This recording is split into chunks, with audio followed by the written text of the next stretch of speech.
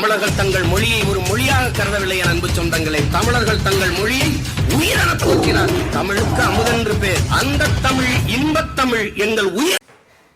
கால பள்ளத்தில் மூட குழியில் மூழ்கி கிடந்தான் முப்பாட்டன் முருகன். தோண்டி துடைத்து விஞ்ஞான தண்ணீரில் கழுவினேன். ஒற்றை துணி சற்றே அசைவுற நெஞ்சும் பற்றி படறினேன். வெற்றி திரு வேலுக்கருவதி உயிர் கொண்டான். கடவுளா நீ என்றேன். மூத்த குடிகாத்த முப்பாட்டன் முருகன் என்றான்.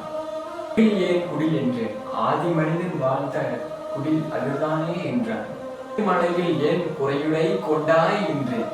விலங்கை துரத்திக் கொண்டே தேடும் விலங்குகள் ஓடி தப்பிட சுனைகள் ஆறுகள் பல நடந்து தேனடை தேடி கிளையோரும் தொங்கி குதிக்க தொங்கும் மாடை தொல்லையா இல்லையா குறையும் நெஞ்சில் எழுது. நெசவு கண்டது குறிஞ்சியில் அல்ல மறவாதே அது மருதத்தில் என்று. படையலுக்கு ஏன் பேரும் திணைமாவும் முருகா. தாயும் கண்டும் கிழங்கும் விளையும் தானாய் விளைந்த தானிய மணியும் தாய் விளைந்த திரவிய பொருளும் ஊனாய் விளைந்த உண்மையை உணர்த்தவே. கொடியில் சேவல் கலக்கும் செய்தி என்னவோ வேட்டை களத்தில் மன்னன் போல் வருவோம் எங்களை அதிகாலையில் எழுப்பும் ஒரு பறவைதான் என்றார். வெள்ளாயுதம் தோற்றுவித்து வேளாயுதம் கண்ட முதல் மனிதன் நான் என்றார்.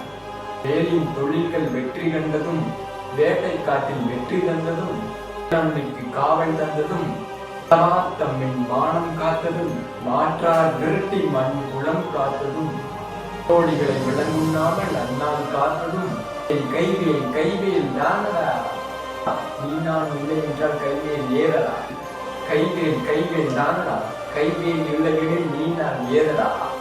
தாத்தா என்றேன் நான். தாத்தா என்றேன் நான். பேரன் என்றான் முருகன். இருவரின் இறுக்கத்தில் சிதறி நுறுங்கி போய் கிடந்தன நூற்றாண்டின் துகள்கள்.